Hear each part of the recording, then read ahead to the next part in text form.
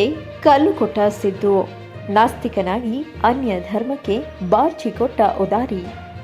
ಕರ್ನಾಟಕದಲ್ಲಿ ಸಿದ್ದರಾಮಯ್ಯ ಎಂಬ ಮುಖ್ಯಮಂತ್ರಿ ಹಾಗೂ ವಿತ್ತ ಸಚಿವನಾಗಿ 16ನೇ ಬಾರಿ ಆಯವ್ಯಯವನ್ನ ಮಂಡಿಸಿದ ಸನ್ಮಾನ್ಯ ಶ್ರೀ ಸಿದ್ದರಾಮಯ್ಯನವರ ಅರಳು ಮರಳು ಕಾಲದಲ್ಲಿ ಸಿದ್ಧಾಂತವನ್ನು ಮರೆತು ಓಟಿನ ಪಾತ್ರೆಗಾಗಿ ಮತದಾರರನ್ನ ಎದುರಾಗಿಕೊಳ್ಳುವುದೋ ಅಲ್ಲದೆ ಸರ್ಕಾರದ ಖಜಾನೆಯನ್ನು ಖಾಲಿ ಮಾಡಲು ಸಂಚು ರೂಪಿಸಿರುವ ಸಿದ್ದರಾಮಯ್ಯ ಅದಾಗಿ 2025-26ನೇ ಸಾಲಿನ ಬಜೆಟ್ನಲ್ಲಿ ಸಿದ್ದರಾಮಯ್ಯ ಅಲ್ಪಸಂಖ್ಯಾತರಿಗೆ ಭರ್ಜರಿ ಬಿರಿಯಾನಿ ಬಡಿಸಿ ಹಿಂದೂಗಳ ದೇಗುಲಗಳಿಗೆ ಚಿತ್ರಾನ್ನ ಕೊಟ್ಟಿದ್ದಾರೆ. ಯಾವುದೇ ರಾಜ್ಯದಲ್ಲಾಗಲಿ ಕಾಂಗ್ರೆಸ್ ಸರ್ಕಾರ ಬಜೆಟ್ ಮಂಡಿಸುತ್ತಿದೆ ಎಂದರೆ ಅದರಲ್ಲಿ ಅಲ್ಪಸಂಖ್ಯಾತರ ಕಲ್ಯಾಣಕ್ಕಾಗಿ ಏನಾದರೊಂದು ಯೋಜನೆಗಳು ಇದ್ದೇ ಇರುತ್ತವೆ. ರಾಜ್ಯದಲ್ಲಿ ಅಧಿಕಾರದಲ್ಲಿರುವ ಕಾಂಗ್ರೆಸ್ ಸರ್ಕಾರ ಕೂಡ ಇದೇ ಕೆಲಸ ಮಾಡಿದೆ.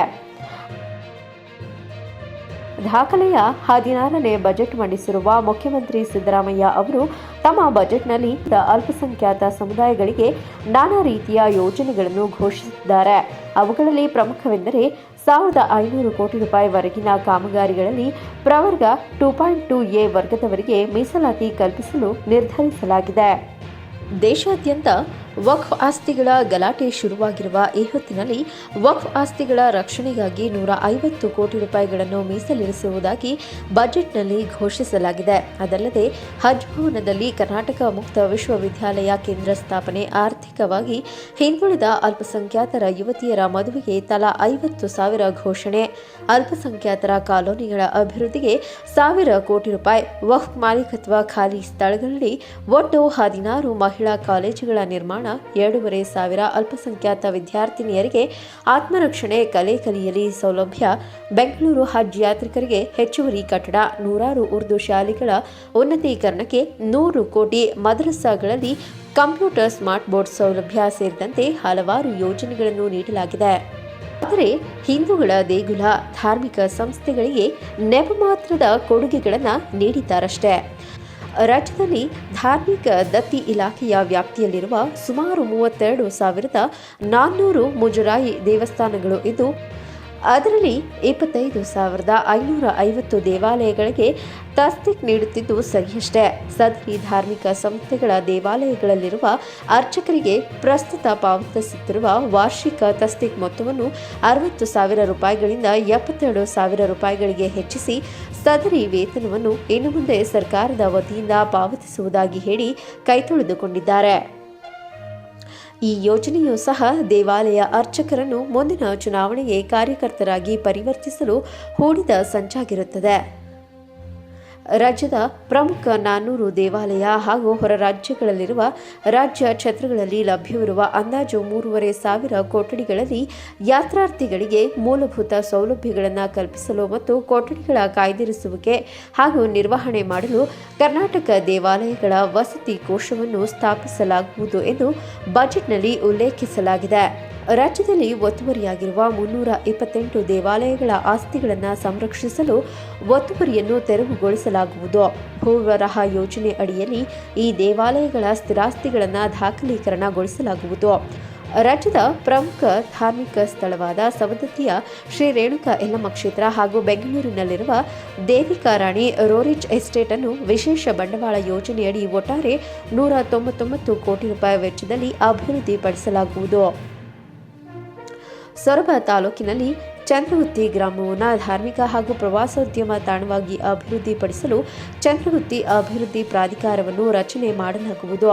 ಐತಿಹಾಸಿಕ ಲಕ್ಕುಂಡಿಯಲ್ಲಿನ ಪಾರಂಪರಿಕ ದೇವಾಲಯಗಳನ್ನು ವಿಶ್ವ ಪಾರಂಪರಿಕ ತಾಣಗಳ ಪಟ್ಟಿಗೆ ಸೇರ್ಪಡೆಗೊಳಿಸಲು ಅಗತ್ಯ ಸೌಕರ್ಯಗಳನ್ನು ಒದಗಿಸಲಾಗುವುದು ಹಾಗೂ ಪ್ರಾಚ್ಯಾವಶೇಷಗಳ ಸಂರಕ್ಷಣೆಗಾಗಿ ಬಯಲು ವಸ್ತು ಸಂಗ್ರಹಾಲಯವನ್ನು ಪ್ರಾರಂಭಿಸಲಾಗುವುದು ಎಂದು ಬಜೆಟ್ನಲ್ಲಿ ಘೋಷಿಸಲಾಗಿದೆ.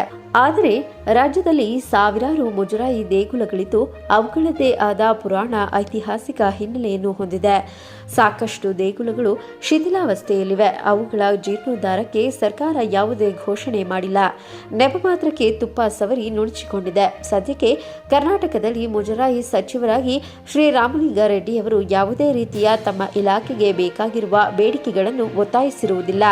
ನಮ್ಮ ರಾಜ್ಯದಲ್ಲಿ ಕೇವಲ ಎ ವರ್ಗದ ಹಿರಿಯ ಶ್ರೇಣಿಯ ದೇವಸ್ಥಾನಗಳನ್ನು ಮುಜರಾಯಿ ಇಲಾಖೆಯಿಂದ ಬಿಡಿಸಿ ಕೆಎಎಸ್ ಅಧಿಕಾರಿಗಳನ್ನು ನೇಮಕ ಮಾಡಿ ಆ ಮಂಡಳಿಯಲ್ಲೂ ಈ ರಾಜಕಾರಣಿಗಳು ದರ್ಬಾರ್ ನಡೆಸುತ್ತಾ ಅಲ್ಪ ಸ್ವಲ್ಪ ಅನುದಾನವನ್ನು ಅವರೇ ನುಂಗಿ ಹಾಕುವ ಯೋಜನೆಯು ಈ ಆಯವ್ಯಯದಲ್ಲಿ ಅಡಗಿರುತ್ತದೆ.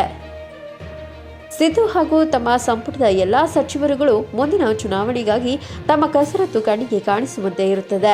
ಸಿದ್ದು ಅಲ್ಪಸಂಖ್ಯಾತರ ತುಷ್ಟೀಕರಣ ಮುಂದುವರೆಸಿದ್ದು ಸಾಮಾಜಿಕ ನ್ಯಾಯದ ಪರಿಕಲ್ಪನೆಗೆ ತಿಲಾಂಜಲಿ ಇಟ್ಟಿದ್ದಾರೆ.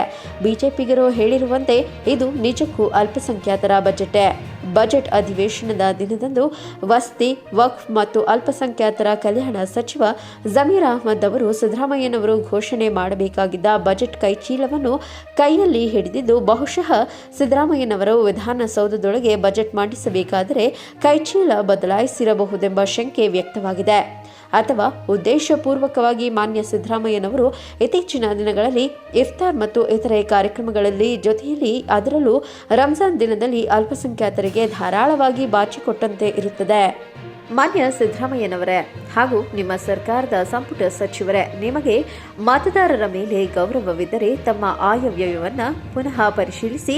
ವಕ್ಫ್ ಆಸ್ತಿ ಜೊತೆಯಲ್ಲಿ ನಮ್ಮ ರಾಜ್ಯದ ಒಟ್ಟು ಮುಜರಾಯಿ ದೇಗುಲಗಳ ಆಸ್ತಿ ಸುಮಾರು 3 ಲಕ್ಷ ಎಕರೆ ಇದ್ದು ಅದರಲ್ಲೂ ಬೆಂಗಳೂರಿನಲ್ಲಿ ಮಾತ್ರ 5,312 ಎಕರೆ ಇರುತ್ತದೆ. ಈ ಆಸ್ತಿಗಳಿಗೆ ರಕ್ಷಣೆ ಕೊಟ್ಟು ಸಂಬಂಧಪಟ್ಟ ದೇವಾಲಯಗಳಿಗೆ ಬಿಡಿಸಿಕೊಟ್ಟು ತಮ್ಮ ದೊಡ್ಡಸ್ತಿಕೆಯನ್ನು ಉಳಿಸಿಕೊಳ್ಳಿ.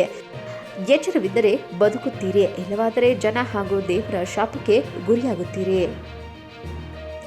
ಈ ಮಾಹಿತಿ ನಿಮಗೆ ಇಷ್ಟವಾದಲ್ಲಿ ನಮ್ಮ BNN ಚಾನೆಲ್ ಅನ್ನು ಸಬ್ಸ್ಕ್ರೈಬ್ ಮಾಡಿ, ಲೈಕ್ ಮಾಡಿ, ಶೇರ್ ಮಾಡಿ.